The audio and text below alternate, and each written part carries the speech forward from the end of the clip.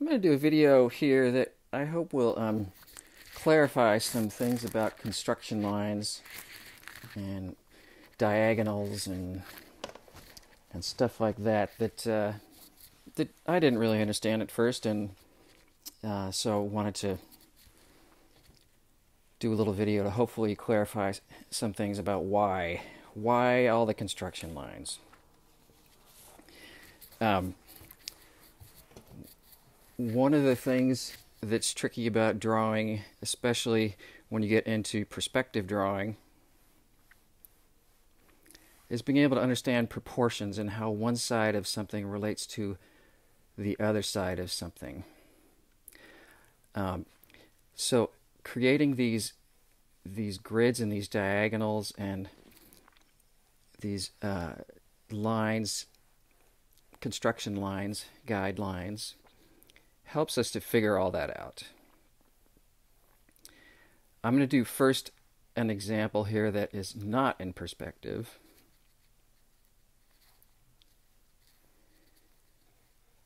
So one of the things about this and the perspective example is that I do need to understand which direction lines will be going in. And in this particular example, because it's just two-dimensional, I know that the direction of any of these verticals and horizontals is already predetermined as exactly horizontal and exactly vertical. If I'm making an angled line, I'm using a point, a known point,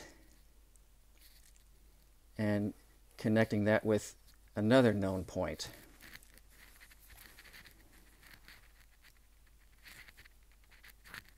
And that will help me understand things about relating one side to another side. Those diagonals, as you likely know, help to find the center of this rectangle.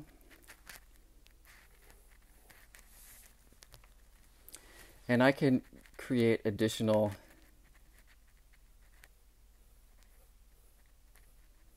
diagonals that will help, and corresponding midlines that keep helping me understand more and more about how this space breaks down and how one point would relate to another. But just to make sure that it's sort of, even without that much, it's sort of clear how a point, say for example a point here, would correspond to a point on the other side. And in two dimensions like this, when there's no perspective, I could just straight measure it out and figure it out that way. But that's not going to hold true in perspective. But what will hold true is that if I know the direction of any of these lines, I can sketch and use that information, that knowledge, to my benefit. For example, for this one, if I go to intersect where this diagonal is, and then just go straight across to where it intersects with that diagonal, I know that this diagonal and this diagonal are related to each other in a mirror sort of fashion. So if I go straight up from there, then that's going to be the corresponding point to that one.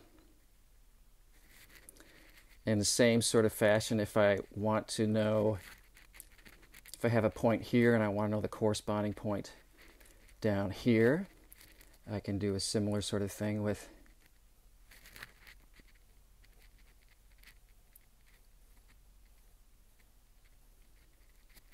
the diagonals in this direction.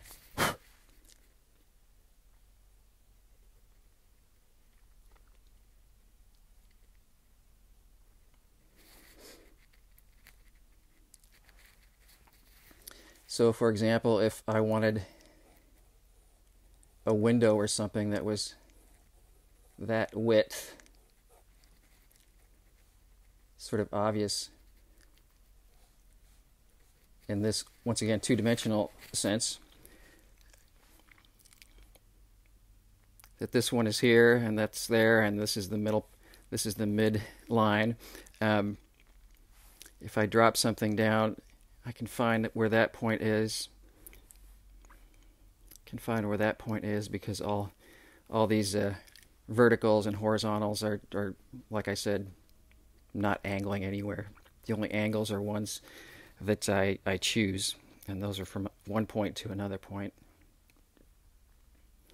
But then if, for example, I wanted to make sure that I got the corresponding point over here for a window trim or something, I don't know, can go straight across. All these points are going to correspond with each other. I'm getting sidetracked. What I want to do is something like that in a in more of a perspective example. So let me do that presently. If, for example, I'm looking at the side of a building that's more looking like that because it's in perspective,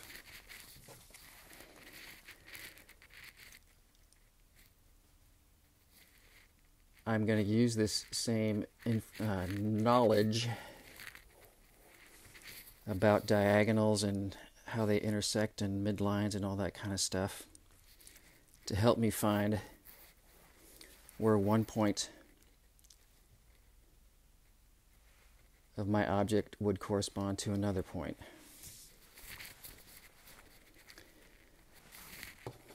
As a side note, sidebar, when I'm trying to find this line, because it's not, once again, hopefully you remember that I said because this is not in perspective, I know the directions of all these lines. But now that it is in perspective, I don't know all the direction of all these lines. I can sort of figure it out with vanishing points and horizons and all that sort of stuff. But one tricky one especially is understanding this midline. You can find it by measuring the midpoint there and the midpoint there and connecting like that. Lately I've taken to just creating a little reference rectangle.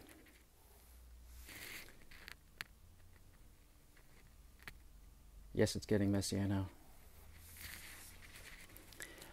Because any crisscross for any sort of rectangle and something like this will need to go pass through the same line. So if I was just sort of guessing that one, you could see how I was sort of off there. And this helps to figure out this line without having to worry about going way out to the vanishing point, which may be sort of so far out there that it's kind of a pain to find. Anyways, that's just a little, like I said, sidebar. But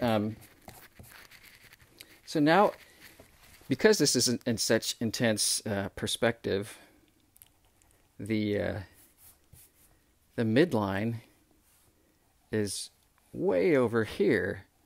So now, in perspective, the distance from here to here is the same as the distance from here to here.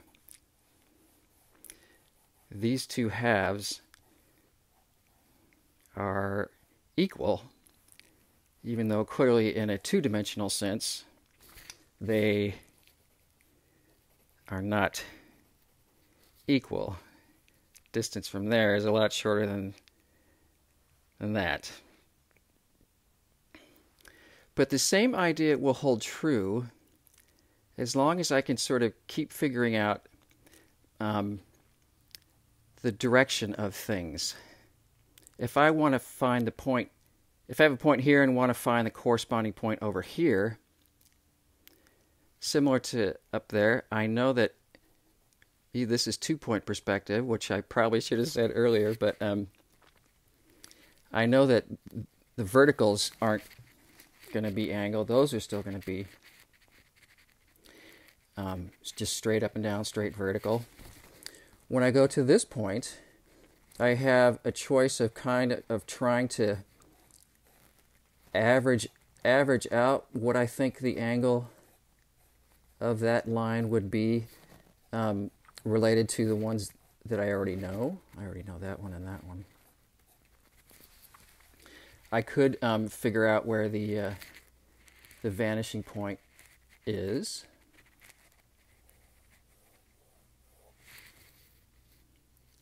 And be a little bit more confident. And then I know that that point has to go through that point. That's the vanishing point.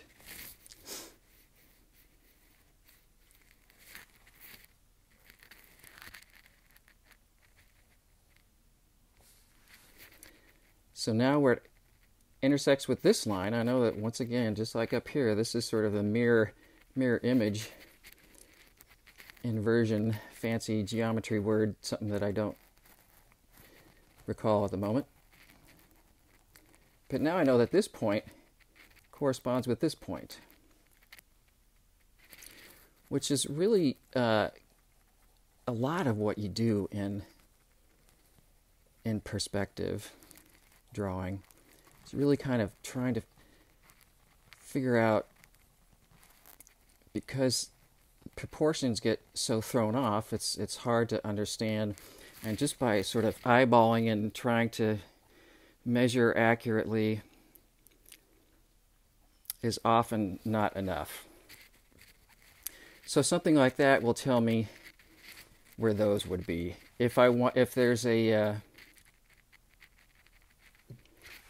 to understand where the course, if this was like a window or something or whatever, and there was a line going this way, and I wanted to make sure I understood the direction of the line corresponding point up here, I could do something similar.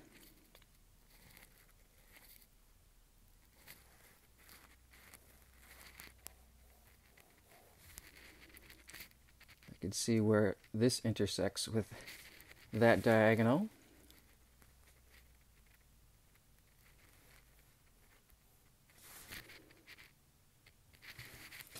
Take it to where that straight up and down line intersects with that one.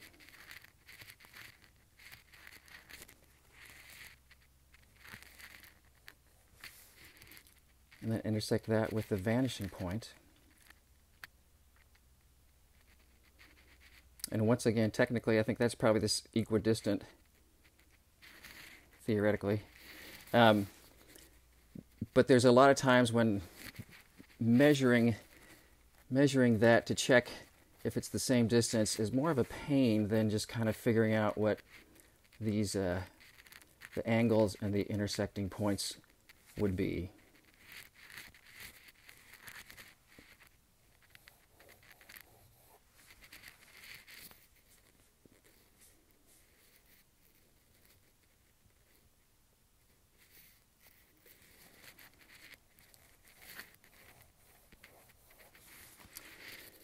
So it really is kind of taking what you know and leveraging that to figure out what you don't know.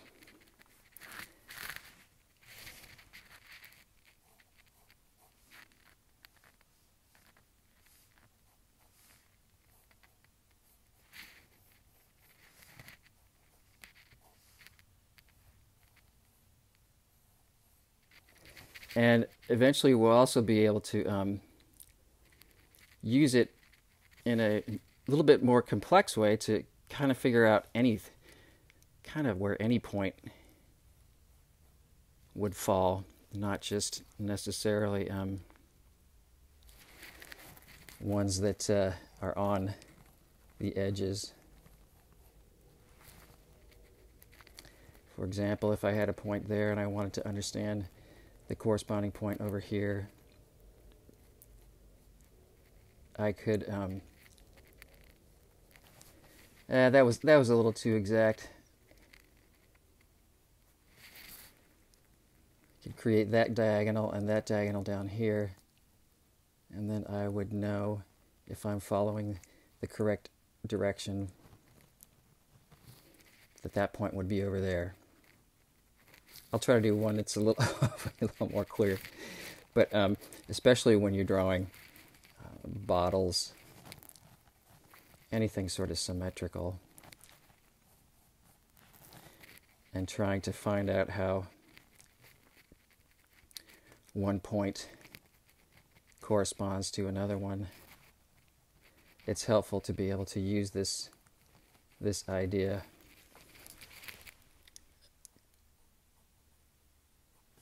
of diagonals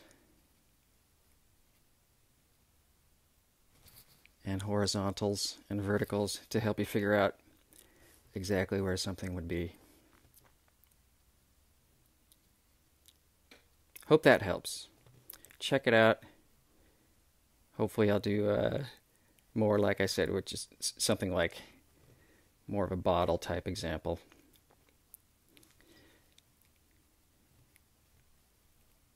Yeah, okay. I'll do that later. Bye.